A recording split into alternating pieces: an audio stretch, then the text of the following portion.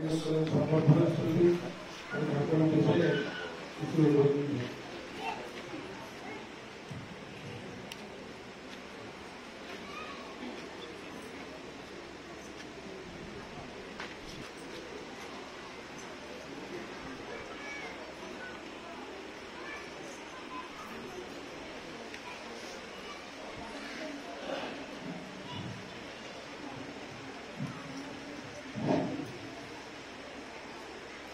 वंदे लोकतिलकं साततवार्ता विभूषणं अमरकृत्य सारणं प्रभुजं लोकजीवनं प्रणय प्रमददागदीपनं वंदे जीवनजीवनं सत्पुरुषं नमामि।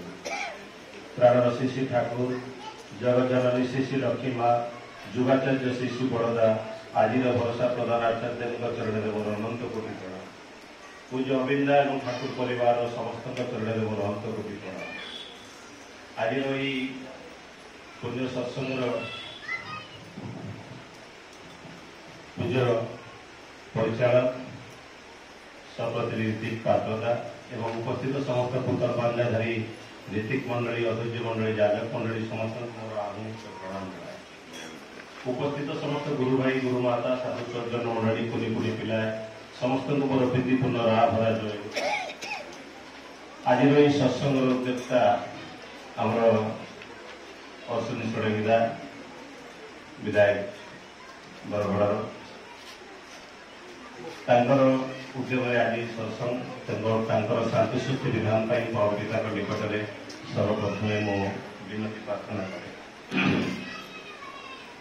आम मैंने समस्त आज एकत्रित होते परम पिता गुण कीर्तन शुणुचे परम पिता से लीला माधुर्यर गान माध्यम आम समस्ते शुणुते। दादा सुंदर भाव कीर्तन गाँव जे ठाकुर अनेक ना था जमी अंतर्जाही परम प्रेममय किंतु श्री बड़दा कहते ठाकुर से परम प्रेममयटा बहुत भल लगे। तो ठाकुर अनेक किसी ना थे भी से परम प्रेम उपाधिटा ठाकुर को बहुत भल लगे कारण पर बोली किसी नथे ये दुनिया समस्त को से भल पाते से ठाकुर कहते मु परोपकारी हो पारि ना कहीं पर नथे जदि से आध्यात्मिक चेतनाटा को जब अनुभव करा जाए सी तो हूँ परम पिता भीतर से जो आत्मा से समस्त भीतर उपस्थित थी आत्मा तेणु से क्या जी आत्मिक चेतनार अनुभव करे से अन्य को केवे पर बोली भावी पारे ना कारण समस्ते से मस्तक भीतर से आत्मा अच्छी।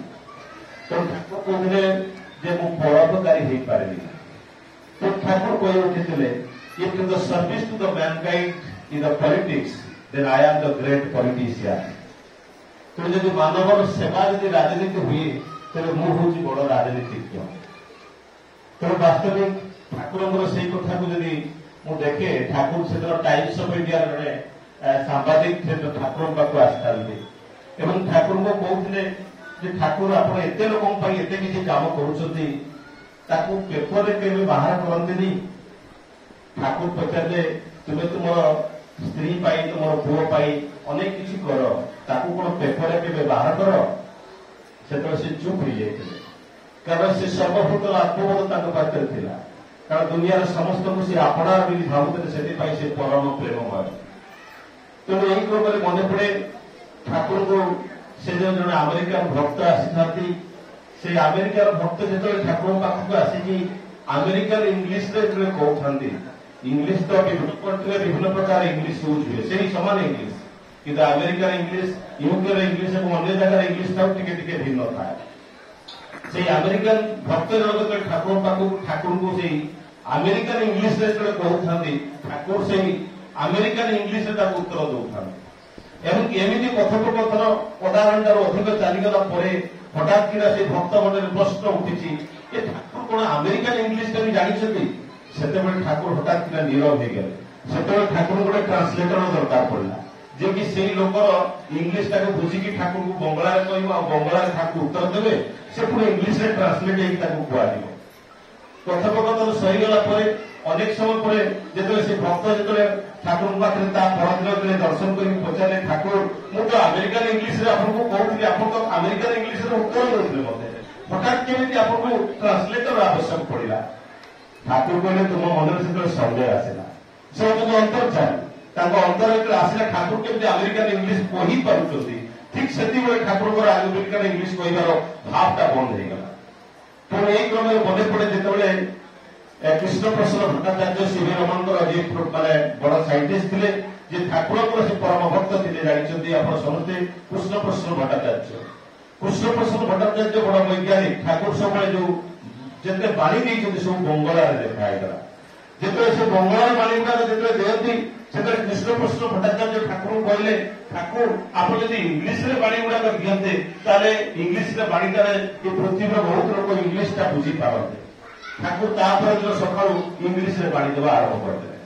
କୃଷ୍ଣପ୍ରସନ୍ନ ଭଟ୍ଟାଚାର୍ଯ୍ୟ ଜାଣିଛନ୍ତି ଠାକୁରଙ୍କର କ୍ୱାଲିଫିକେସନ ହଉଛି ମାଟ୍ରିକ, କିନ୍ତୁ ମାଟ୍ରିକରେ ଯେତେବେଳେ ଏତେ ଇଂଲିଶ କହିବାଟା ସମ୍ଭବ ନୁହଁ ବୋଲି ସେତେବେଳେ ଭାବୁଥିଲେ। ଏବଂ ଯେତେବେଳେ ସେ ଯୋଉ ଇଂଲିଶ କହିଲେ, ସେ ଇଂଲିଶ ଯେତେବେଳେ ଲେଖିଲେ, କୃଷ୍ଣପ୍ରସନ୍ନ ଭଟ୍ଟାଚାର୍ଯ୍ୟ ସେ ଇଂଲିଶର ୱାର୍ଡ ଗୁଡାକ ବୁଝିବା ତାଙ୍କ ପକ୍ଷରେ ସମ୍ଭବ ହେଲାନି।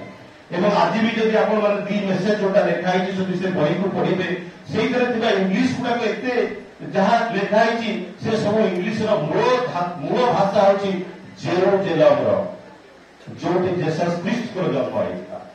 ଜେସସ୍ ଖ୍ରୀଷ୍ଟ ଯୋଉ ଜନ୍ମ ହେଇଥିଲେ, ସେଠି ଯୋଉ ଇଂଲିଶ ବ୍ୟବହାର କରାଯାଏ, ସେଇ ଇଂଲିଶରେ ଠାକୁରଙ୍କର ବାଣୀ ଗୁଡାକ ଥିଲା।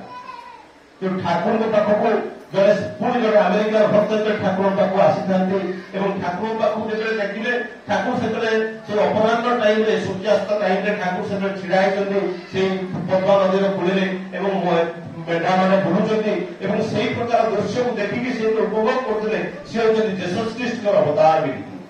ଏବଂ ସେଇ ଅବତାର ପୁରୁଷକୁ ଯେତେବେଳେ ସେ ଯାଇକି ଠାକୁରଙ୍କ ପାଖକୁ ଯେତେବେଳେ ପ୍ରଣାମ କଲେ ସେଇ ପଦ୍ମା ନଦୀର କୂଳରେ ସନ୍ଧ୍ୟା ଆନନ୍ଦ ପ୍ରାୟ এই ସମୟରେ ପ୍ରଣାମ କରି କହିଲେ, ଠାକୁର ମୁଁ ଜାଣୁଛି ଆପଣ ହଉଛନ୍ତି ଜେସସ୍ ଖ୍ରୀଷ୍ଟଙ୍କର ଅବତାର ବୋଲି, କିନ୍ତୁ ମୁଁ ବୁଝିପାରୁନି ଆପଣ ପୁଣି ଥରେ କାହିଁକି ଧରାପୃଷ୍ଠକୁ ଆସିଛନ୍ତି ବୋଲିକି। ସେଇ ପ୍ରଶ୍ନର ଉତ୍ତର ଦେବାକୁ ଠାକୁର ସେଦିନ ସେଇ ପଦ୍ମା ନଦୀର ଶୀତଳ ଜଳରାଶି ଭିତରକୁ ଜପ ପ୍ରଦାନ କରିଥିଲେ। ଏବଂ ସେଇ ଜପ ପ୍ରଦାନ କଲା ପରେ ଠାକୁରଙ୍କ ପାଖରେ ଥିଲେ ନଫର ଘୋଷ। ସେ ନଫର ଘୋଷ ଦୌଡ଼ି ଯାଇଥିଲେ ଠାକୁରଙ୍କୁ ସେଠି ପଦ୍ମା ନଦୀର ଶୀତଳ ଜଳରାଶିରୁ ଉଠି ଆଣିଥିଲେ ଠାକୁରଙ୍କୁ। ଏବଂ ଠାକୁର ସେତେବେଳେ ମାନେ ସେ ଶୀତ ପାଣିରେ କମ୍ପୁଥାନ୍ତି ତାଙ୍କ ଶରୀରଟା ଏବଂ ତାଙ୍କ ଶୀତଟା ଦେଖିକି ତାଙ୍କ ଭରଡ଼ା ପତ୍ର ହୋଇ ଖେଳୁଥିଲେ। ଠାକୁର ସେଇ କମ୍ପଟାକୁ ସ୍ତମ୍ଭିତ କରିବା ପାଇଁ ସେ ନଫର ଘୋଷ ଦୌଡ଼ି ଯାଇଥିଲେ, ଗୋଟେ କମ୍ବଳ ଆଣିକି ଘୋଡେଇ ଦେଇଥିଲେ ଏବଂ ସେତେବେଳେ ଠାକୁର କହିଥିଲେ, ଏଇଥିପାଇଁ ମୋର ଆବିର୍ଭାବ। ସେତେବେଳେ ସେଇ ଆମେରିକାନ ଭକ୍ତଟା ବୁଝିପାରିଥିଲା ଠାକୁରଙ୍କର ଉତ୍ତରର ଉଦ୍ଦେଶ୍ୟ କଣ। ଠାକୁର ଚାହୁଁଥିଲେ ଯେ ଆଜି ପ୍ରତ୍ୟେକ ମଣିଷ ପାଖରେ ସେ ଦୁଃଖର ସ୍ପନ୍ଦନ ଅଛି। ସମସ୍ତେ ହସୁଥିଲେ, ମୁହଁରେ ହସୁଥିଲେ ମଧ୍ୟ କାହା ଘରେ କିଛି କଳହ ଅଛି, କାହାର ଆର୍ଥିକ ଅବସ୍ଥା, କାହାର ଆର୍ଥିକ ଅନାଟନ ଅଛି, କାହାର ପୁଅ ଚାକିରି ଖଣ୍ଡେ ପାଇପାରୁନି, କାହାର ଝିଅର ବିବାହ ହେଇପାରୁନି, କିଏ କାହାର ବାପା ସହିତ ପଡୁନି, କାହାର ଭାଇ ସହିତ ସମ୍ପର୍କ ଭଲ ନାହିଁ। ଆଜି ସେଇ ପ୍ରକାର ପରିସ୍ଥିତି ଭିତରେ ଆମେ ସମସ୍ତେ ଗତି କରୁଛୁ।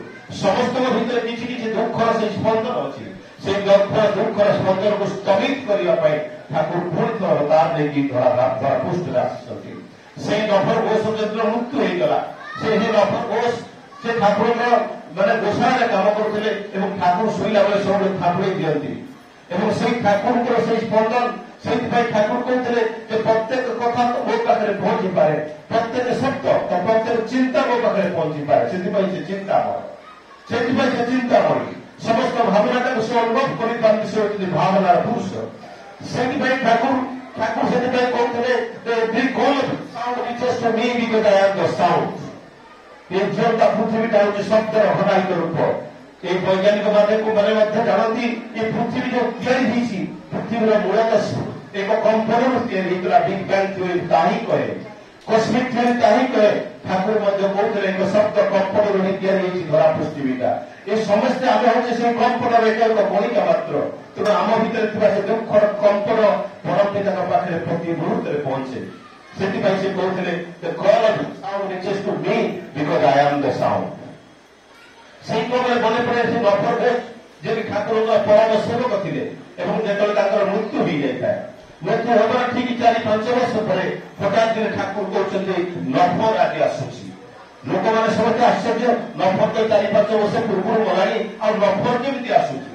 ଏବଂ ଠାକୁର ଏଇଟା କହିଦେଇକି ଚୁପ୍ ରହିଲେ। ଅପରାହ୍ନରେ ଦେଖାଗଲା ଗୋଟେ ସ୍ତ୍ରୀ ଲୋକଟେ ଆସୁଛନ୍ତି ଠାକୁରଙ୍କୁ ଦର୍ଶନ କରିବା ପାଇଁ ଏବଂ ତାଙ୍କ ସାଙ୍ଗରେ ଆସୁଛନ୍ତି ଗୋଟେ ଛୋଟ ପିଲାଟେ, 3 ବର୍ଷର ଛୁଆଟେ ଏବଂ ସେ 3 ବର୍ଷର ଛୁଆଟେ ଦୌଡ଼ି ଯାଇଛି ଠାକୁରଙ୍କୁ ପ୍ରଣାମ କରିକି ଲକ୍ଷ୍ମଣ ଘୋଷ ଯୋଉଠି ବସେ ସେଇ ଜାଗାରେ ସେ ବସି ପଡୁଛି ଏବଂ ଠାକୁର ତାର ମାକୁ ପଚାରୁଛନ୍ତି ତୁମେ ଯେତେବେଳେ ପ୍ରେୟାର କର ଇଏ କଣ କରେ ସେ ତାର ମା କହୁଛି ପ୍ରେୟାର ଟାଇମଟା ଆମକୁ ଜଣା ପଡେନି ସେ ତା ପୂର୍ବରୁ ଆସି ପହଞ୍ଚିଯାଏ ଏବଂ ତାଳି ମାରିକି ଅତ୍ୟନ୍ତ ଉଜ୍ଜଳ ଭାବରେ କୀର୍ତ୍ତନ ନାଚେ ଏବଂ ପ୍ରେୟାରଟା ଅତ୍ୟନ୍ତ ଭାବରେ କରେ ଏବଂ ଠାକୁର ପଚାରୁଛନ୍ତି ଇଏ କ୍ଷୀର ଖାଇବାକୁ ଭଲ ପାଏ କି ତାଙ୍କ ମା କହୁଛନ୍ତି ହଁ ଇଏ କ୍ଷୀର ଖାଇବାକୁ ଭଲ ପାଏ କାରଣ ଆମେ ସମସ୍ତେ ଜାଣିଛେ ଆମ ଭିତରେ ଥିବା ବୈଶିଷ୍ଟ୍ୟକୁ ନେଇକି ପୁଣି ଥରେ ଆମେ ଜନ୍ମ ଲାଭ କରୁ ଠାକୁର କହୁଥିଲେ the absolute truth of the life is the death ଠାକୁର ପୁଣି ଆଗକୁ ପାଦେ ଯାଇକି କହିଥିଲେ the absolute truth of the death is the life ମଣିଷ ମନେ ପୁଣି ଥରେ ଜନ୍ମ ନିଏ ତାର ବୈଶିଷ୍ଟ୍ୟକୁ ନେଇକି ଯୋଉ ଭାବରେ ସେ ବଞ୍ଚିଥାଏ ସେଇ ଭାବକୁ ନେଇକି ସେଇ ଭାବରେ ସେ ପୁଣି ଥରେ ଜନ୍ମ ନିଏ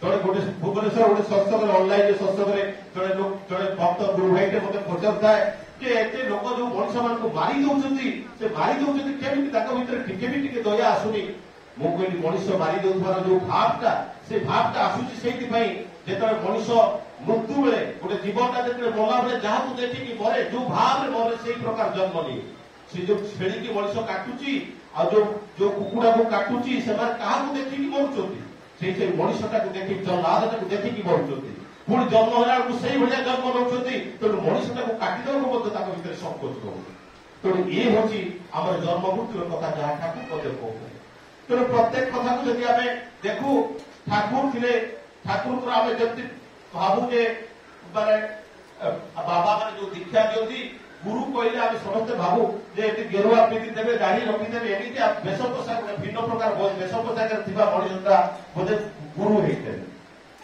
ଆପଣମାନେ ସମସ୍ତେ ଜାଣିଛନ୍ତି ସୁଭାଷ ଚନ୍ଦ୍ରଙ୍କର ମା ଆଉ ବାପା ଠାକୁରଙ୍କର ପରମ ଭକ୍ତ ଥିଲେ ଏବଂ ଠାକୁରଙ୍କୁ ତାଙ୍କରି ନିବେଦନରେ ଠାକୁର ପୁରୀ ଆସିଥିଲେ ଏବଂ ଯଦି ଦେଓଘର ଆଶ୍ରମ କିମ୍ବା ଦେଓଘର ଆଶ୍ରମ ବ୍ୟତୀତ ଯଦି ପୃଥିବୀରେ ଆଉ କୌଣସି ଜାଗାକୁ ଯାଇଥିଲେ ତାହା ହଉଛି ଏକମାତ୍ର ହଉଛି ପୁରୀକି ସେ ଆସିଥିଲେ ଏବଂ ସେଇ ପୁରୀରେ ଯୋଉ ଫଟୋ ଉତ୍ତୋଳନ କରିଥିଲେ ଯାହା କହୁଥିଲେ ଇଏ ହଉଛି ପରମ ପିତାଙ୍କର ଛବି ବୋଲି ସେ କହୁଥିଲେ ଏବଂ ଯଦି ଦେଖାଯାଏ ସେଇ ସୁଭାଷ ଚନ୍ଦ୍ର ବୋଷ ଯେତେବେଳେ ଠାକୁରଙ୍କର ଆଶ୍ରମକୁ ଯେତେବେଳେ ବୁଲିବା ପାଇଁ ଯାଇଥିଲେ ଏବଂ ବୁଲିବା ପାଇଁ ଗଲା ବେଳକୁ ସେ ଅନେକ ଦୂରରୁ ଦେଖିଲେ ଆଲୋକମୟ ଉଠିଛି ସେଇ ଆଶ୍ରମ ଏବଂ ଯେତେବେଳେ ବିଜୁଳି ଶକ୍ତିର ବ୍ୟବହାର ଜଣା ନଥିଲା ଏବଂ ସେତେବେଳେ ଆଶ୍ଚର୍ଯ୍ୟ ହେଇଥିଲେ ଯେ ଆଲୋକ ଭଳି କୋଉଠି କଣ ଦେଖାଯାଉଛି ଏବଂ ଯେତେବେଳେ ଯାଇକି ଆଶ୍ରମ ପରିସରକୁ ଯାଇଥିଲେ ଏବଂ ସେଇଠି ଆଶ୍ରମରେ ସେ ଦେଖିଥିଲେ ସୁଭାଷ ଚନ୍ଦ୍ର ବୋଷ ସେ ଆଶ୍ରମ ଭିତରେ ଆଲୋକ ସେଇଠି ପାୱାର ପ୍ଲାଣ୍ଟ ଥିଲା ଏବଂ ସେଇଠି ଲୋକମାନଙ୍କର ବୈଶିଷ୍ଟ୍ୟକୁ ମାପିକି ଅନେକ କିଛି ଫ୍ୟାକ୍ଟ୍ରି ଠାକୁର ତିଆରି କରିଥିଲେ ସେଠି ଅଟା କଳ ଥିଲା ସେଠି ମଇଦା କଳ ଥିଲା ସେଠି ଗଞ୍ଜି ଏବଂ ଅଣ୍ଡରୱେୟାର ତିଆରି କରିବାର ଫ୍ୟାକ୍ଟ୍ରି ଥିଲା ସେଠି ସୂତା କଳ ଥିଲା ସେଠି ଟର୍ବାଇନ ଫ୍ୟାକ୍ଟ୍ରି ଥିଲା ସେଠି ମେକାନିକାଲ ଲେଥ୍ ମେସିନ ବଗେରା ସବୁ କିଛି ଥିଲା ଏବଂ ପାଣି ଛାତ ଉପରେ ଆଜି ଯେମିତି ଆମେ ଟ୍ୟାପରେ ଉଠି ଗାଧଉଛୁ ସେଠି ପମ୍ପ ଚାଲିଲେ ମଧ୍ୟ ଛାତ ଉପରକୁ ପାଣି ଉଠିବାର ବ୍ୟବସ୍ଥା ଥିଲା ଏବଂ ଇଏ ଅତ୍ୟାଧୁନିକ ବ୍ୟବସ୍ଥାର ସେଠି ସମାପ୍ତ ଥିଲା ସେଇଠି ମଧ୍ୟ ମେସିନ୍ ଥିଲା ଏବଂ ଠାକୁର ମଧ୍ୟ ଏଇ କମ୍ପନକୁ ଶବ୍ଦ କମ୍ପନକୁ ମାପି ଦେବା ପାଇଁ ସେ ମେସିନ୍ ପାଇଁ ମଧ୍ୟ ଇଣ୍ଡୋନେସିଆକୁ ପୁଣି 50,000 ଟଙ୍କାର ଆଡଭାନ୍ସ ମଧ୍ୟ ଦେଇଥିଲେ ମଣିଷକୁ କେମିତି ବଞ୍ଚେଇ ରଖାଯାଇପାରେ ଇଏ ଥିଲା ଠାକୁରଙ୍କର ସେଇ ବୈଜ୍ଞାନିକ ଏବଂ କେମିକାଲ ଫ୍ୟାକ୍ଟ୍ରି ଥିଲା ମେଡିସିନାଲ ଫ୍ୟାକ୍ଟ୍ରି ମଧ୍ୟ ଥିଲା ଏବଂ ଯେତେବେଳେ ସୁଭାଷ ଚନ୍ଦ୍ର ବୋଷ ଯେତେବେଳେ ଯାଇଥିଲେ ସେ ଭାବିଥିଲେ ବୋଧେ ଗେରୁଆ ପିନ୍ଧିକି ଜଣେ ବାବା ଥିବେ ଏବଂ ଯେତେବେଳେ ଠାକୁରଙ୍କୁ ସେତେବେଳେ ଦେଖିଲେ ଯେ ସାଂସାରିକ ଜୀବନ ଭିତରେ ରହିଛନ୍ତି ଅନେକ ଏଇ ଆଶ୍ରମରେ ରହିଥିବା ସମସ୍ତ ଅନ୍ତେବାସୀ ସମସ୍ତେ ସାଂସାରିକ ଜୀବନ ଧାରଣ କରିକି ରହିଛନ୍ତି ଏବଂ ସେ ଆଶ୍ଚର୍ଯ୍ୟ ହେଲେ ଇଏ କି ବ୍ୟବସ୍ଥା ଇଏ କି ପ୍ରକାର ଗୁରୁ ଠାକୁର ଯେତେବେଳେ ଠାକୁରଙ୍କର ଭାବବାଣୀ ହେଇଥିଲା ସେ ଭାବବାଣୀ ଠାକୁର କହିଥିଲେ ଯେ ମତେ ସଂସାର ସନ୍ନ୍ୟାସୀ ଦରକାର ମତେ ଜଙ୍ଗଲ ସନ୍ନ୍ୟାସୀ ଦରକାର ତେଣୁ ସମୟ ଥିଲା ଯୋଉ ସମୟରେ ଦି ପ୍ରକାର ମଣିଷ ଧରାଧାମରେ ଜୀବନ ଯାପନ କରୁଥିଲେ ଗୋଟେ ପ୍ରକାର ମଣିଷ ସାଂସାରିକ ଜୀବନରେ ସ୍ତ୍ରୀ ପିଲା ନେଇକି ବଞ୍ଚୁଥିଲେ ଆଉ ଗୋଟେ ପ୍ରକାର ମଣିଷ ଜଙ୍ଗଲରେ ଯାଇକି ସନ୍ନ୍ୟାସିତ୍ୱ ଗ୍ରହଣ କରୁଥିଲେ ଏବଂ ଯୋଉମାନେ ସନ୍ନ୍ୟାସିତ୍ୱ ଗ୍ରହଣ କରୁଥିଲେ ସେମାନେ ସନ୍ନ୍ୟାସ ଜୀବନରେ କଣ କରୁଥିଲେ ସନ୍ନ୍ୟାସ ଜୀବନରେ ସେମାନେ ନାମ ଧ୍ୟାନ ଜପ କରୁଥିଲେ ଈଶ୍ୱରଙ୍କ ଚିନ୍ତାରେ ଜୀବନ ଯାପନ କରୁଥିଲେ ଏବଂ ତାହା ହିଁ ଥିଲା ତାଙ୍କର ଆଧ୍ୟାତ୍ମିକର ସାଧନା ଏବଂ ସେଇମାନେ ହିଁ ସମାଜର ସବୁଠୁ ଜ୍ଞାନୀ ଗୁଣୀ ମଣିଷ ଥିଲେ ଏବଂ ସେଇମାନେ ଯେତେବେଳେ ଜଙ୍ଗଲ ଯାଇକି ସାଧନାରେ ରକ୍ତ ରହୁଥିଲେ ସାମାଜିକ ଜୀବନରେ ସଂକଟ ପଡିଯାଇଥିଲା ସେଇଥିପାଇଁ ହତେ ଲୀଳାପୁରୁଷ ଶ୍ରୀକୃଷ୍ଣ ସେଦିନ କହିଥିଲେ ଯଦି ପାଣ୍ଡୁ ଯଦି ସନ୍ନ୍ୟାସିତ୍ୱ ଗ୍ରହଣ କରିନଥାନ୍ତେ ହয়তো ମହାଭାରତ ଯୁଦ୍ଧ ଦେଖିବାକୁ ପଡିନଥାନ୍ତା ଠାକୁର ସେଇଥିପାଇଁ କହିଲେ ଯେ ମୋତେ ସଂସାର ସନ୍ନ୍ୟାସୀ ଦରକାର এই ସାଂସାରିକ ଜୀବନରେ ରହି এই ଆଧ୍ୟାତ୍ମିକତାର ଜୀବନଟାକୁ ଯାପନ କରିବା ପାଳନ କରିବା ତାହା ହେଉଛି ଠାକୁରଙ୍କର ବିଧାନ এই ସାଂସାରିକ ଜୀବନରେ ରହି ନାମ କରିବା ଜପ କରିବା ଈଶ୍ୱର ଚେତନାରେ ଜୀବନଟାକୁ ଅତିବାହିତ କରିବା ତାହା ହେଉଛି ଶ୍ରେଷ୍ଠ ସାଧନା ଏବଂ ତା ବ୍ୟତୀତ କିଛି ସାଧନା ନାହିଁ এবং ସେତେବେଳେ ସେ ସାଂସାରିକ ଜୀବନର ଦାପଟ କରୁଥିବା ମଣିଷ ମାନେ ଗୁରୁ କେନ୍ଦ୍ରିକ ଥିଲା। ଗୁରୁଙ୍କର ଆଶ୍ରମକୁ ଯାଉଥିଲେ, ପ୍ରତି ମାସରେ ସଂକ୍ରାନ୍ତିରେ ଯାଉଥିଲେ ଏବଂ ସେଠୁ ଗୁରୁଙ୍କର ଆଶୀର୍ବାଦ ନେଇକି ନିଜ ଜୀବନଟାକୁ ଅତିବାହିତ କରୁଥିଲେ। ଆଜି କିନ୍ତୁ ଶ୍ରୀ ଶ୍ରୀ ଠାକୁର ଆମମାନଙ୍କୁ ସମସ୍ତଙ୍କୁ ସେ ସାଂସାରିକ ଜୀବନ ଭିତରେ ଆଧ୍ୟାତ୍ମିକତାର ଧାରାଟାକୁ ବଜାୟ ରଖିବା ପାଇଁ ଠାକୁର ଆଜି ଦେଇଥିଲେ। ତେଣୁ ଯେତେବେଳେ ସୁଭାଷ ବୋଷ ସେଇ କଥାକୁ ଯେତେବେଳେ ଦେଖିଥିଲେ ସେ ତ ଅତ୍ୟନ୍ତ ଆଚମ୍ବିତ ହୋଇଥିଲେ ଏବଂ ଯେତେବେଳେ ଦ୍ୱିତୀୟ ବିଶ୍ୱଯୁଦ୍ଧ ପୂର୍ବରୁ ଯେତେବେଳେ ତାଙ୍କର ମାନେ ଯେତେବେଳେ ସେ ଯାଇଥିଲେ ଫେରି ଯାଇଥିଲେ ଠାକୁର ତାଙ୍କୁ ମଧ୍ୟ ବାରଣ କରିଥିଲେ ଯିବା ପାଇଁ। ଏଇ କଥାକୁ ଯଦି ଦେଖାଯାଏ ମହାତ୍ମା ଗାନ୍ଧୀ ମଧ୍ୟ ଠାକୁରଙ୍କର ଆଶ୍ରମକୁ ଆସିଥିଲେ। ମହାତ୍ମା ଗାନ୍ଧୀ ଠାକୁରଙ୍କ ଆଶ୍ରମକୁ ଆସିଥିଲେ ଏବଂ ସେଇଦିନ କହିଥିଲେ ଯେ ତାଙ୍କର ଯୋଉ ଗ୍ରାମୀଣ ସ୍ୱପ୍ନ, ଯୋଉ ଗ୍ରାମୀଣ ରାଜ୍ୟ ଗଢିବାର ଯୋଉ ସ୍ୱପ୍ନ ଥିଲା, ସ୍ୱପ୍ନର ଭାରତ ଗଢିବାର ଯୋଉ ସ୍ୱପ୍ନ ଥିଲା, ତାର ଜ୍ୱଳନ୍ତ ଉଦାହରଣ ହଉଛି ଏହି ଆଶ୍ରମ, এই সৎসঙ্গ আশ্রম। এই সৎসঙ্গ আশ্রমে সে যা কুটির শিল্প চিন্তা করে মহাত্মা গান্ধী তার প্রকৃত রূপায়ণ ଥିଲା সেই সৎসঙ্গ আশ্রমে। সে ସେଥିପାଇଁ କହିଥିଲେ যে I have seen the many great person in this world but I have never seen the extraordinary person like Sri ଠାକୁର। ତେଣୁ ଠାକୁରଙ୍କର ମାଙ୍କ ମନମୋହିନୀ ଦେବୀଙ୍କୁ ସେ ଅତ୍ୟନ୍ତ ଭାବରେ ଭଲ ପାଉଥିଲେ ଏବଂ ସେ କହୁଥିଲେ ମନମୋହିନୀ ଦେବୀ ବର୍ଷିୟାର ମହିଳା ଯିଏ ଠାକୁରଙ୍କୁ ଭଳି ଏକ ସନ୍ତାନକୁ ଜନ୍ମ ଦେଇଥିଲେ। ଏବଂ ଯେତେବେଳେ ଠାକୁରଙ୍କୁ ଯେତେବେଳେ ପ୍ରଶ୍ନ ପଚାରିଥିଲେ ମହାତ୍ମା ଗାନ୍ଧୀ ଯେ ଏମିତି ଦୁଷ୍ଟ ଏମିତି ଅନ୍ୟାୟ ଅନୀତି କରୁଥିବା ମଣିଷ ମାନଙ୍କର କିଭଳି ଭାବରେ, ସେତେବେଳେ ଶ୍ରୀ ଠାକୁର କହିଥିଲେ ଯେ ହେଉଛନ୍ତି ପରମ ପିତାଙ୍କର ଦୁଷ୍ଟ ସନ୍ତାନ। ତେଣୁ କାହାରିକୁ ସେ ଦୁଷ୍ଟ ସନ୍ତାନ ହେଲେ ବି କାହାରିକୁ ନିରାଦର କରୁଥିଲେ, ସମସ୍ତଙ୍କୁ ଆଦର କରୁଥିଲେ, ସମସ୍ତଙ୍କୁ ଭଲ ପାଉଥିଲେ। ତେଣୁ ଆଜି ତ ଦେଖନ୍ତୁ ପ୍ରଥମେ ଆଜି ଯୋଉ ବିଜେପି ସରକାର ହେଇଛି, ଆଜି ହିନ୍ଦୁ ମହାସଭା ପ୍ରଥମେ କରି ଗଠନ କରାଯାଇଥିଲା। এই হিন্দু মহাসভার ଯିଏ ଥିଲେ ପୁରୋଧା ଶ୍ୟାମପ୍ରସାଦ ମୁଖାର୍ଜୀ, ଯିଏକି ଆମର ସତ୍ସଙ୍ଗ ବିହାର ଭୁବନେଶ୍ୱର ସାମ୍ନାରେ ତାଙ୍କର ଷ୍ଟାଚ୍ୟୁ ଅଛି, ଯୋଉଠିକି ଆମର ମୁଖ୍ୟମନ୍ତ୍ରୀ ଯାଇକି ଫୁଲ ଅର୍ପଣ କରିଥିଲେ। ଏବଂ ସେଇଠିକିନା ସେ ଶ୍ୟାମପ୍ରସାଦ ମୁଖାର୍ଜୀ ଜଣେ ଶିକ୍ଷାବିତ୍ ଥିଲେ। ସେ ଯେତେବେଳେ ଠାକୁରଙ୍କ ପାଖକୁ ଯାଇଥିଲେ, এই ଦେଶର ଅନେକ ସମସ୍ୟାକୁ ସମାଧାନ ପାଇଁ ଠାକୁରଙ୍କ ପାଖକୁ ଯାଇଥିଲେ ଏବଂ ସେଇ ଦେଶର ସମସ୍ୟା ପାଇଁ ସମାଧାନ ପାଇଁ ଠାକୁରଙ୍କ ପାଖକୁ ଯାଇଥିଲେ ଏବଂ ଠାକୁରଙ୍କୁ ସେତେବେଳେ କହିଥିଲେ ଯେ ଆମେ ଗୋଟେ ହିନ୍ଦୁ ମହାସଭା ଗଠନ କରୁଛୁ। ଠାକୁର ସେତେବେଳେ ଚୁପ୍ ରହି କିଛି ସମୟ ପରେ ଠାକୁର କହିଥିଲେ ଏଇ ହିନ୍ଦୁ ମହାସଭାର ନାଁଟାକୁ ଯଦି ବଦଳେଇ ଦେଇ ଆର୍ଯ୍ୟ ମହାସଭା କରି ଦିଆଯାଏ ତେବେ କୁछ ଭଲ ହୁଏ। ତେଣୁ ଆର୍ଯ୍ୟ ହଉଛନ୍ତି ସିଏ ଯେ ଆର୍ଯ୍ୟ ଆଚରଣରେ ସିଦ୍ଧ। ଏ ଆର୍ଯ୍ୟରେ ମୁସଲମାନ, ହିନ୍ଦୁ, ଖ୍ରୀଷ୍ଟିଆନ ସମସ୍ତେ ହଉଛନ୍ତି ଆର୍ଯ୍ୟ। ତେଣୁ ଆର୍ଯ୍ୟ ସଂସ୍କୃତିର ପରମ୍ପରାକୁ ଯାହା କହୁଥିଲେ ତାହା ହଉଛି ପରୀକ୍ଷିତ ଧାରା ଏବଂ ଏ ଆର୍ଯ୍ୟ ସଂସ୍କୃତ ଧାରା ଭିତରେ ଆମେ ସମସ୍ତେ ସୃଷ୍ଟି ହେଇଛୁ। ତେଣୁ ଠାକୁରଙ୍କର ତାହା ଇଚ୍ଛା ଥିଲା ଯେ ହିନ୍ଦୁ ମହାସଭା ବଦଳରେ ତାର ନାଁଟାକୁ ଆର୍ଯ୍ୟ ମହାସଭା କରିଦିଆଯାଏ। କିନ୍ତୁ ଆପଣମାନେ ଜାଣିଛନ୍ତି ସେ ହିନ୍ଦୁ ମହାସଭା ପାଇଁ ତାପରେ କେତେ ରକ୍ତପାତ ହୋଇଥିଲା। ଏଇ ଯୋଉ ଠାକୁର କହୁଥିଲେ ଏଇ ଯୋଉ ଧର୍ମର କଥା, এই ধর্মକୁ ଠାକୁର କହୁଥିଲେ ଅନେକ ସମୟରେ କହୁଛନ୍ତି ଯେ ଧର୍ମକୁ ନେଇକି ରାଜନୀତିର କଥା। ଠାକୁର କହୁଥିଲେ ଯେ ଧର୍ମକୁ ଛାଡି ରାଜନୀତି କରାଯାଇପାରେ ନା। ଠାକୁର କହୁଥିଲେ ଧର୍ମକୁ ଛାଡି ରାଜନୀତି କରାଯାଇପାରେ ନା। ଠାକୁର କହୁଥିଲେ ଏଇ ଯୋଉ ରାଜନୀତି ବା ପଲିଟିକ୍ସ, এই পলিটিক্সটা ভ্রু ধাতুରୁ ଆସିଛି ବୋଲି। এই ভ্রু ধাতୁ ହଉଛି ପରିପୂରଣ କରିବା। এই କାହାର ପରିପୂରଣ କରିବା? এই ରାଜନୀତି କରିବା ମାନେ ପରିପୂରଣ କରିବା, ପରିପୋଷଣ କରିବା। এই ସତ୍ତାର ପରିପୂରଣ ବା ପରିପୋଷଣ ତାହା ହଉଛି ପ୍ରକୃତ ରାଜନୀତି। ତେଣୁ ଠାକୁର କହୁଥିଲେ ଧର୍ମକୁ ବାଦ ଦେଇ ରାଜନୀତି କରାଯାଏନି। ତେଣୁ ଠାକୁରଙ୍କ ଭାଷାରେ ଯୋଉ ଧର୍ମ ସେ କୌଣସି ହିନ୍ଦୁ ବା ମୁସଲମାନ ଧର୍ମ ନୁହେଁ। ଠାକୁର କହୁଥିଲେ ଇଏ ସବୁ ହଉଛି ଗୋଟେ ଗୋଟେ ମତବାଦ। ହିନ୍ଦୁ ଧର୍ମ, ମୁସଲମାନ ଧର୍ମ ଇଏ ହଉଛି ଗୋଟେ ଗୋଟେ ମତବାଦ। ଯେତେ ମଣିଷ ସେତେ ମତ ହେଇପାରେ, ତା ବୋଲି ଯେତେ ମଣିଷ ସେତେ ଧର୍ମ ହେଇପାରେ ନା। ଇଏ ସବୁ ଗୋଟେ ଗୋଟେ ମତବାଦ। ଏଇ ଗୋଟିଏ ମତ ଅନ୍ୟ ମତ ଠାରୁ କେବେ ଭିନ୍ନ ନୁହେଁ। ସବୁ କିଛି ସାଧନାରେ ଏକ ପାହାଚ। ତେଣୁ ସେଇଠି ମନେ ପଡେ ଲୀଳାପୁରୁଷ ଶ୍ରୀକୃଷ୍ଣଙ୍କର କଥା। ସେଇଠି ଲୀଳାପୁରୁଷ ଶ୍ରୀକୃଷ୍ଣଙ୍କର ସେଇ ବାଣୀ ଥିଲା ଯେ ସର୍ବଧର୍ମାନ ପରିତ୍ୟଜ୍ୟ ମାମ୍ ଏକଂ ଶରଣଂ ଗଚ୍ଛ। ତେଣୁ ସବୁ ଧର୍ମକୁ ତ୍ୟାଗ କରି ମୋରି ଶରଣକୁ ଆସିଯାଅ। ସେତେବେଳେ କୋଉ ଧର୍ମ ଥିଲା? 5000 ବର୍ଷ ପୂର୍ବେ ଶ୍ରୀ ଲୀଳାପୁରୁଷ ଶ୍ରୀକୃଷ୍ଣ ଯେତେବେଳେ ଥିଲେ ସେ କୋଉ ଧର୍ମକୁ ତ୍ୟାଗ କରିକି ତାଙ୍କ ଶରଣକୁ ଆସିବାକୁ କହିଥିଲେ? ସେହି ସମୟରେ ହିନ୍ଦୁ ଧର୍ମ ନଥିଲା, ସେଟା ସନାତନ ଧର୍ମ ଥିଲା। ସେହି ସମୟରେ ମୁସଲମାନ ଧର୍ମ ନଥିଲା, ଖ୍ରୀଷ୍ଟିଆନ ଧର୍ମ ନଥିଲା। ଶ୍ରୀକୃଷ୍ଣ ଲୀଳାପୁରୁଷ ଶ୍ରୀକୃଷ୍ଣଙ୍କର 2300 ବର୍ଷ ପୂର୍ବେ ବୁଦ୍ଧଦେବଙ୍କର ଜନ୍ମ ଏବଂ ତାଙ୍କର 2000 ବର୍ଷ ପୂର୍ବେ ଯାଇକି ଯୀଶୁ ଖ୍ରୀଷ୍ଟଙ୍କର ଜନ୍ମ, ଆଉ ତାଙ୍କର 500 ବର୍ଷ ପରେ ଯାଇକି ତାଙ୍କର ଜନ୍ମ ଯୋଉ ଖ୍ରୀଷ୍ଟିଆନ ଯୋଉ ମୁସଲମାନ ଧର୍ମର ଯୋଉ ପ୍ରତିଷ୍ଠାତା ଥିଲେ ତାଙ୍କର ଜନ୍ମ। ତେଣୁ ସେତେବେଳେ ତ ଯେତେବେଳେ ଲୀଳାପୁରୁଷ ସେତେବେଳେ ହିନ୍ଦୁ ଧର୍ମ, ମୁସଲମାନ ଧର୍ମ କି ଖ୍ରୀଷ୍ଟିଆନ ଧର୍ମ ନଥିଲା।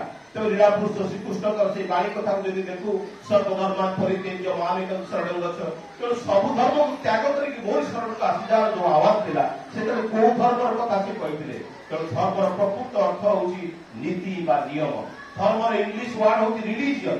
ରିଲିଜିଅନ ରୁଲରୁ ଆସିଛି ବା ନିୟମ। ତେଣୁ ନିୟମକୁ ପାଳନ ନ କରିକି ରାଜନୀତି କରାଯାଏ। ତେଣୁ ନୀତି ବା ନିୟମକୁ ଛାଡ଼ିକି ଧର୍ମକୁ ପାଳନ କରାଯାଇପାରେ ନା। ତେଣୁ ଧର୍ମର ମୂଳ ଉଦ୍ଦେଶ୍ୟ ହଉଛି ସେ ଧର୍ମଟା ହଉଛି ନିୟମ। ତେଣୁ ଆମେ ମଣିଷର ବଞ୍ଚିବା ବଳିବାର ପ୍ରକୃତ ଗାଥା ହଉଛି ନିୟମ। ତେଣୁ ଆମେ ଏଇ ଯୋଉ ସନାତନ ଧର୍ମରେ ଯୋଉ ନୀତି ଅଛି ତାହା ହଉଛି ବିଶ୍ୱ ଧର୍ମ, ତାହା ହଉଛି ମାନବ ଜାତିର ଧର୍ମ। ସେ କୌଣସି ସଂକୀର୍ଣ୍ଣତାବାଦର ଧର୍ମ ନୁହେଁ, ଏ ସମସ୍ତଙ୍କ ପାଇଁ ତାହା ହିଁ ପାଳନ କରିବାର ବିଧେୟ। ତେଣୁ ଏହି ସନାତନ ଧର୍ମରେ ଯାହା ଥିଲା ତାହା ସବୁ କିଛି ବିଜ୍ଞାନ ସମ୍ମତ ଏବଂ ଆଜି ଯାହା ଏଇ ଆଧୁନିକ ଯୁଗରେ ଯାହା କିଛି ଆସିଛି ତାହା ମଣିଷକୁ ମୃତ୍ୟୁମୁଖକୁ ନେଇଯାଉଛି। କାଲି ବୋଧେ ମୁଁ ପଢୁଥିଲି ଯେ ଜଣାପଡିଛି ଆଉ 20 ବର୍ଷ ପରେ 4ଟା ମେମ୍ବର ଥିବା ଫ୍ୟାମିଲିରେ ଗୋଟିଏ ଲୋକ ସମସ୍ତେ ପାଗଳ ହେଇଯାଇଛି। ତାର କାରଣ ହଉଛି ମୋବାଇଲ। এই মোবাইল ଯୋଉ ଇଲେକ୍ଟ୍ରୋମାଗ୍ନେଟିକ ରେଡିଏସନ ବାହାରୁଛି ତାହା ହିଁ ମଣିଷକୁ ତାର ମାନସିକ ବିକୃତ କରିଦେବ ଏବଂ ତାହା ହିଁ ବିଜ୍ଞାନର କଥା। ଏବଂ ଆପଣ ଦେଖନ୍ତୁ ଆମେ ଅନେକ ଆଗେଇ ଯାଇଛେ। କୋଉଥିରେ ଆଗେଇ ଯାଇଛେ? ଅନେକ ହସ୍ପିଟାଲ ଆଜି ତିଆରି ହେଇଛି, ତାମାନେ ଆମେ ଅନେକ ରୋଗଗ୍ରସ୍ତ ହେଇଛେ। ତାମାନେ ଆପଣ ଦେଖନ୍ତୁ ହିନ୍ଦୁ ଧର୍ମର ସଂସ୍କୃତିରେ ମନ୍ଦିର ମାନଙ୍କରେ ପିଆଜ ରସୁଣ ବ୍ୟବହାର କରାଯାଏ ନା, ଆମିଷ ଭୋଗ ଦିଆଯାଏ ନା। এই যে পিঁয়াজ রসুণের কথা উঠে ঠাকুর তো পিঁয়াজ রসুণ খাইବାକୁ ବାରଣ କରିଛନ୍ତି। ଯୋଉମାନେ ସୁସ୍ଥ ହେଇଯାଇଛନ୍ତି ସେମାନେ ଅନ୍ୟମାନେ ମଧ୍ୟ ନେବା କଥା, କାରଣ এই ପିଆଜ ରସୁଣରେ ସଲଫର କଣ୍ଟେଣ୍ଟ ଏତେ ଅଧିକ ଥାଏ ମଣିଷକୁ ମାନେ ରୋଗଗ୍ରସ୍ତ କରିବାର ତାର ଇମ୍ୟୁନିଟି ପାୱାରଟାକୁ କମେଇଛି। ଇମ୍ୟୁନିଟି ଦିଏ ଜଣେ ମାନେ ହେଡ୍ ମିଷ୍ଟ୍ରେସ୍ ସେଦିନ ମୋତେ ପଚାରୁଥିଲେ ଯେ ଆପଣ କହୁଛନ୍ତି ପିଆଜ ରସୁଣ ଖାଇବା କଥା ନୁହେଁ, ତ ଅନ୍ୟମାନେ କହୁଛନ୍ତି ପିଆଜ ରସୁଣ ତ ହଉଛି ମେଡିସିନ, ଏଇଟାକୁ ଖାଇଲେ ଥଣ୍ଡା କମେ ଏବଂ ବିଭିନ୍ନ ରୋଗ ଦୂର ହୁଏ। ମୁଁ କହିଲି ମା ଆଉ ଥରେ ରିପିଟ୍ କରନ୍ତୁ, जो पियाज रसुण मेडिसिन बोली कहते आपंकर केवे कौन ज्वर होती? से कहले हाँ मत ज्वर होती। ज्वर हेल्ले आप कौन खाती ना मेडिसिन खाए। मुझे से मेडिसिन कौन सबुदिन खाती ना ज्वर हेल्ले खाती ना ना जो ज्वर हुए मुझे मेडिसिन मुझे आप कहले पियाज रसुण हूँ मेडिसिन आज मेडिसिन टाइम सबुदिन खाती निजर रोग प्रतिरोधक शक्ति कमी जाए ना पड़ जाए तापर से चुप रही। तेणु वास्तविक देखु ये जो पियाज रसुण ये 600 BC पूर्व बिफोर 600 BC पूर्व भारत में प्रचलन नथिला। भारतर चरक शुश्रूष सर्वश्रेष्ठ शिक्षा अस्त्रोपचार भीतर ज्ञान रखिते से समय से चरक शुश्रूष चिकित्सा पृथ्वीर कोण अनुकोण राजा महाराजा भारत में चिकित्सा होते। ये भारत था विश्वर चिकित्सार केन्द्र, विश्वगुरु से बर्तमान किंतु ये जो परिस्थिति भितर आम निजर माने भौतिकता वैशिष्ट्यता को हर बस। तेणु से चरक शुश्रूष ये पियाज रसुण ग्रीक देश आनिकी भारत में चाष करते लोक मान मेडिसिन देवाई। आप आयुर्वेदिक मेडिसिन में जो मुदुक दि जाए सब पियाज रसुण थाए मुदुक आकार दि जाए मेडिसिन आकार दि जाए। किंतु से पियाज रसुण जो भारत भूमि भारत क्लाइमेट भल माने फल है लोक मैंने बाड़ी में लगे निजे सबुदिन खाइले जहाँफल आज अवस्था आज कलिजुग मनुष्य 120 वर्ष बंची पार किंतु बंचार आयु 50-60 वर्ष भर सीमित रही। तार मूलत कारण हूँ खाद्यपेय अभाव। तेणु सका उठी सूर्य को पानी देवार कथा उठे। तेणु हिंदू संस्कृति थाए पानी देवार कथा तो पानी दि जाए से पानी ड्रप ड्रप पानी तलू पड़े से पृथ्वी पड़िया पड़े ताकि सूर्य किरण अतिबाहित रश्मि शरीर भितर पड़े तार विटामिन डी सृष्टि करे और कैल्शियम डेफिशिएंसी शरीर हुए। आज देखो 40 वर्ष हो माँ मैंने समस्त को आंठू करुच्ची पेन हो समस्त को रोग हो तार मूल कारण आम जो सनातन संस्कृति जो भाव है से धारा ठार आम दूरे चली जाइए से आज रोग कष्ट हो।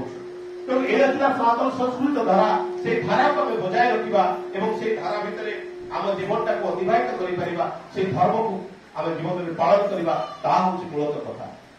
ठाकुर कहते कि राजनीति भितर मूलत हूँ गुरु जो आइडियाल न था जदि आदर्श न था राजनीति संभव हुए। ये राजनीतिर मान हूँ सेवा, ये सेवा केवे संभव हुए यदि निजर गुरु न था आदर्श न था। तो क्या आदर्श करी आइडियाल को धरिकी तुम जीवन को अतिबाहित करेंगे से आदर्श दरकार। तेणु ये जो देश देश भितर डिफरेन्स को ठाकुर से बुझे दौरे देश माने ये जो देश माने जो आदेशटा एक भाव में पालन करा जाए सी हूँ देश। जो आदेशटा एक भाव में पालन करा जाए सी हूँ देश। जो नियमटा एक भाव में पालन करा जाए सी हूँ देश। तेणु से एक आदर्श एक आइडियाल आवश्यक अच्छी जो आइडियाल को ग्रहण करी देश चली पार देश विश्वगुरु हो पार। तेणु वास्तविकता को जब देखू ठाकुर तार चाहूले नेता हवा ठाकुर कहते जी आगे खांप देती जी आगे खांप देती सी हूँ नेता এবং যে অন্যମାନଙ୍କ পাখে মথা বিক্রি করে দিয়েছি অন্যମାନଙ୍କ সেবারে যে জীবনটাকে ব্যাপৃত করে দিয়েছি সে হচ্ছে নেতা কি কথারে কি নেতা ହେଇ ହୁଏ ତେଣୁ ନେତୃତ୍ୱ ନେବାକୁ ହେଲେ ତ ଅନ୍ୟମାନଙ୍କ ପାଖରେ କଥା ବିକିବାକୁ ହୁଏ ଅନ୍ୟମାନଙ୍କ ସେବାରେ ନିଜ ଜୀବନଟାକୁ ବ୍ୟାପୃତ କରିବାକୁ ହୁଏ ତାଇ ଥିଲା ଠାକୁରଙ୍କର ସେଇ କଥା ଏବଂ ଠାକୁର କହୁଥିଲେ ଯେ ମୁଁ ନେତା ଏଇ ଅହଙ୍କାର ଯଦି ମଣିଷ ପାଖରେ ରହେ ସେ କେବେ ନେତା ହେଇପାରେ ନା ତେଣୁ এই ଯୋଉଟା ଥାଏ ନିଜ ଯୋଉ ଅହଙ୍କାର ସେଥିପାଇଁ ଠାକୁର କହୁଥିଲେ ଯେ ଶିକ୍ଷକ ହବା ପାଇଁ ଯେ ମୁଁ ଯେ ଶିକ୍ଷକ ଏଇ ଭାବଟା ମଣିଷ ପାଖରେ ରହିଲେ ସେ କେବେ ଭଲ ଶିକ୍ଷକ ହେଇପାରେନି ତେଣୁ ମୁଁ ନେତା ଏଇ ଅହଙ୍କାର ରହିଲେ ସେ କେବେ ନେତା ହେଇପାରେନି ତେଣୁ ନେତା ହଉଛି ଅନ୍ୟ ପାଖରେ ନିଜର ସେବାରେ ନିଜ ଜୀବନଟାକୁ ବ୍ୟାପୃତ କରିଦେବା ତାହା ହଉଛି ନେତୃତ୍ୱର କଥା ତେଣୁ ବାସ୍ତବିକତାକୁ କଥା ଅଛି ଆମେ ଅନେକ ସମୟରେ ଯେତେବେଳେ ଠାକୁରଙ୍କର ଧାରଣା ଯେତେବେଳେ ଜୀବନଟାକୁ ବ୍ୟାପୃତ କରିବାକୁ ପଡେ ତେଣୁ ଏଇ ଜୀବନଟା ଭିତରେ କଣ ହୁଏ ନା ଆମକୁ ଠାକୁରଙ୍କ ଭାବଧାରା ଭିତରେ ଆସିଲେ ସକାଳ ସନ୍ଧ୍ୟା ପ୍ରେୟାର କରିବାକୁ ପଡେ ଏବଂ ଏଇ ସକାଳ ସନ୍ଧ୍ୟା ନାମ ଧ୍ୟାନ କରିବାକୁ ପଡେ ଏବଂ ଯାହା ଆଧ୍ୟାତ୍ମିକର ଭାବଟା ସୃଷ୍ଟି କରେ ଏବଂ ଯାହା ସାଧୁ ସନ୍ନ୍ୟାସୀ ମାନେ ଜଙ୍ଗଲରେ କରୁଥିଲେ ତାହା ଯେ ଆମେ ଘରେ କରିବାକୁ ପଡେ ଏବଂ ପ୍ରତ୍ୟେକ ମଣିଷ ପାଖରେ ସେଇ ଆଧ୍ୟାତ୍ମିକତା ଯଦି ଉଜ୍ଜୀବିତ ହୁଏ ସେତେବେଳେ ତା ଭିତରେ ଠାକୁର ଦ୍ୱାରା ଜାଗ୍ରତ ହେଇ ଉଠେ ସେତେବେଳେ ହିଁ ସେ ସମସ୍ତଙ୍କର ସେବାରେ ନିଜ ଜୀବନଟାକୁ ବ୍ୟାପୃତ କରିପାରେ ତେଣୁ ସର୍ବଶ୍ରେଷ୍ଠ ଦାନ ହଉଛି ଧର୍ମ ଦାନ ତେଣୁ ଅନ୍ୟମାନଙ୍କୁ ଏଇ ଯେତେବେଳେ ସମସ୍ତଙ୍କୁ ଆମେ ଯେତେବେଳେ ବୁଝେଇକି ଦୀକ୍ଷା ଦଉ ଏ ଦୀକ୍ଷା ଦେବା ଭିତରେ ତାହା ହଉଛି ସର୍ବଶ୍ରେଷ୍ଠ ଦାନ କିନ୍ତୁ ଅନ୍ୟମାନେ ଯେ ଦୀକ୍ଷା ନିଅନ୍ତି ସେ ଦୀକ୍ଷା ମାନେ ଦକ୍ଷତା ହେଇ ଉଠିବା ନିଜ ଭିତରେ ଦକ୍ଷତାକୁ ବୃଦ୍ଧି କରିବା ତାହା ହେଉଛି ଦୀକ୍ଷା ତେଣୁ ବାସ୍ତବିକତା ସେଇଟାକୁ ଯଦି ଦେଖୁ ଏ ଯୋଉମାନେ ଦୀକ୍ଷା ନେଲା ପରେ ଇଷ୍ଟବୃତ୍ତି କରିବାକୁ ପଡେ ଏଇ ଇଷ୍ଟବୃତ୍ତି ହଉଛି ନିଜର ସାଇକୋସୋମାଟିକାଲ ବିଚଣାଟାକୁ ଡିଫରେନ୍ସଟାକୁ ମ୍ୟାନେଜ କରେ ସେଥିପାଇଁ ହଉଛି ଇଷ୍ଟବୃତ୍ତି ତେଣୁ ଇଷ୍ଟଙ୍କ ଭରଣ ପୋଷଣ ପାଇଁ କିଛି ଦବାକୁ ପଡେ ଏଇ ଦେଲେ ଏଇ ଇଷ୍ଟବୃତ୍ତିରେ ଦୀକ୍ଷା ବଞ୍ଚେ ଏଇ ଇଷ୍ଟବୃତ୍ତି ନ କଲେ ଦୀକ୍ଷା କେବେ ବଞ୍ଚି ରହେ ନା ତେଣୁ ଇଷ୍ଟବୃତ୍ତିଟା ରେଗୁଲାର କରିବାକୁ ପଡେ ଏବଂ ପ୍ରତି 30 ଦିନ ଠାକୁରଙ୍କ ପାଖକୁ ପ୍ରେରଣ କରିବାକୁ ପଡେ ତା ଦ୍ୱାରା ଇଷ୍ଟବୃତ୍ତି ବଞ୍ଚି ରହେ ନିଜ ଭିତରେ ସେ ଦକ୍ଷତାଟା ବୃଦ୍ଧିପ୍ରାପ୍ତ ହୁଏ ଏବଂ ସମସ୍ତେ ସେଇ ବ୍ରତରେ ବ୍ରତୀ ହୁଅନ୍ତି ସେତେବେଳେ ତାଙ୍କ ଜୀବନଟା ଅତ୍ୟନ୍ତ ମାନେ ଉଜ୍ଜଳ ହେଇ ଉଠେ ତେଣୁ ବାସ୍ତବିକତା ଠାକୁରଙ୍କର ସେ ଧାରାକୁ ଯଦି ଆମେ ଜୀବନରେ ଅତିବାହିତ କରୁ ତାହେଲେ ଜୀବନଟା ଅତ୍ୟନ୍ତ ସୁନ୍ଦର ହେଇ ଉଠେ ଅତ୍ୟନ୍ତ ମଧୁମୟ ହେଇ ଉଠେ ତେଣୁ ସମୟ ତ ହେଇଯାଇଛି ତେଣୁ ସମସ୍ତଙ୍କର ଶାନ୍ତି ସୃଷ୍ଟି ପାଇଁ ପରମ ପିତାଙ୍କ ନିକଟରେ ପ୍ରାର୍ଥନା କରି ମୋର ବକ୍ତବ୍ୟ ଗୋଟେ ବିରାମ ଦଉଛି ବନ୍ଦେ ପୁରୁଷୋତ୍ତମ ବନ୍ଦେ ପୁରୁଷୋତ୍ତମ ବନ୍ଦେ ପୁରୁଷୋତ୍ତମ